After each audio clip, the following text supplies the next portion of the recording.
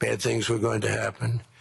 As president, I ended those 8 wars in 9 months, including Cambodia and Thailand. And by the way, many of the leaders are here. Kosovo and Serbia, the Democratic Republic of the Congo and Rwanda, Pakistan and India, Israel and Iran, Egypt and Ethiopia. We're working on that right now. I met yesterday with a very good general and a very good leader of Egypt. We're working on a dam that was built which precludes the Nile River from getting water. It's a little tough situation, but we'll get that settled. I really had it just about settled in my first term, and then we had a rigged election. Took me out of commission for a little while, but here I am back. We'll get it settled. But it's a pretty tough situation. A dam was built, and the water doesn't come down to the Nile. When I think of Egypt, I think of the Nile, but I think of the Nile with water in it. Armenia and Azerbaijan, a lot of these leaders have become my friends. They become my friends. They're here. And, of course, the war in Gaza, which is really coming to an end. We have little fires that we'll put out, but they're little. They were giant, massive fires, and now they're down to little fires. We can put them out very easily. We have 59 countries that are involved in peace in the Middle East. Many of them not in the Middle East. They're near the Middle East, but they're not in the Middle East.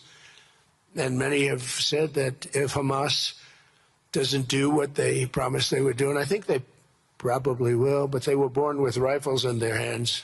They were literally born. The first day they had a rifle put into their hands, but they have to give up their weapons. And if they don't do that, it's going to be the end of them. But many countries have told me we want to go in and do it, and they really aren't countries that you traditionally think of as being involved in that. But that's the fire. Hezbollah in Lebanon, we have to do something about that. But these are, I call them remnants. They're small remnants compared to what it was before. It was massive, large, powerful countries fighting each other. In another great victory for the ultimate goal of peace, in June, we obliterated Iran's nuclear enrichment capacity with Operation, we call it Operation Midnight Hammer. It was midnight, it was dark, no moon, and every single one of those bombs from the B-2 bombers hit the air shafts and went deep into the earth and totally obliterated everything that they were doing. They were 2 months away from having a nuclear weapon. Can't let that happen. And Iran does want to talk, and we'll talk. We've also hit ISIS in Syria, and very strongly, as you know. In my first administration, I took out al-Baghdadi, the founder of ISIS, and he was trying to start it up again because due to the tremendous talent of General Raisin Kane, as I call him, he wiped out ISIS in a period of 3 weeks in my first term. You know, we had a great first term, but the second term is, I think, blowing it away, actually. But we took out ISIS, and we hit, it was gone, but during the Biden administration, it formed again a little bit. We hit it very hard in Syria. And Syria, by the way, I spoke with the president, is making a lot of progress, tremendous progress, actually. We're very happy about that. We took off all sanctions, which gives them a chance to breathe. And he is working very, very hard, and I think he's going to put it all together. So many things are happening, many good things. Threats to Europe and America, the Middle East, and other places are really calming down. It's a lot different than it was just 1 year ago. Just 1 year ago, the world was actually on fire. A lot of people didn't know it. And in Nigeria, we're annihilating terrorists who are killing Christians. We've hit them very hard. They've killed thousands and thousands of Christians. What's that all about? Much of this unprecedented success is possible because I rebuilt our military in my first term, and now we're making it even stronger. We have a budget of over $1 trillion this year, and next year we're going to $1.5 trillion. Our country's never done better economically. We're taking in numbers that We've never taken in not only the fact that the investment is at 18 trillion plus, but where our jobs numbers, everything is, I think, maybe better than ever before. I think you're going to see some, and a lot of you are investing in our country. I think you're going to be extremely happy with your investments. I think you'll see numbers like you haven't seen before. I also secured commitments from virtually all NATO allies to increase their defense spending to 5% of GDP. Everybody but Spain. I don't know what's happening with Spain. Why would they not do that? They want a free ride, I guess, huh? Every country but Spain increased to 5%. I don't know why. We're going to have to talk to Spain.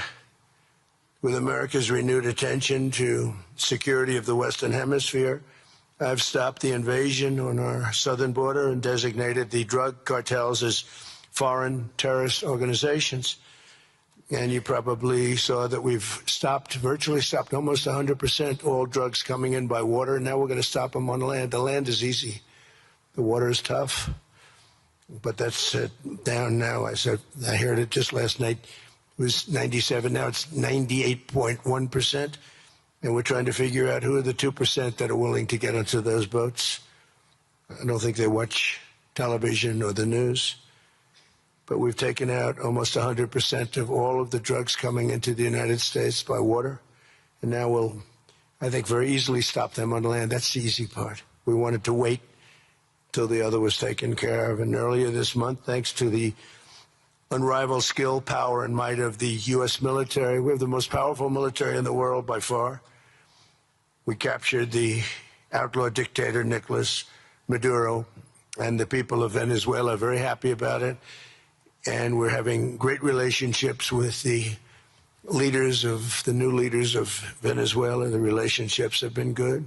We're opening up the country to our giant oil companies, and it's going very well. We've already taken out, think of this, 50 million barrels of oil, and a lot of that's going to go back to Venezuela. They'll do more income with us in a short period of time than they did in years, because as much oil as they have, and they have a lot, just about the most.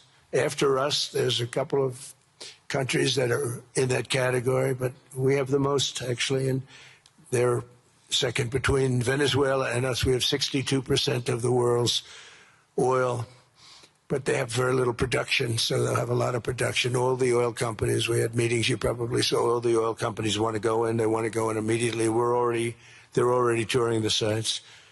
But our military was amazing. That strike was amazing. We had a second wave coming. We didn't need it. They said, no second wave. We don't want a second wave. The first wave was enough. And, of course, we're working to end the horrible killing in Ukraine, a war that should never have happened and would have never happened if I were president. That was not going to happen.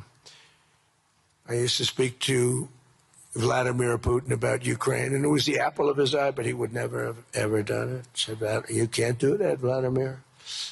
As part of this historic record of major peace initiatives, today we're announcing more details regarding the Board of Peace, so important.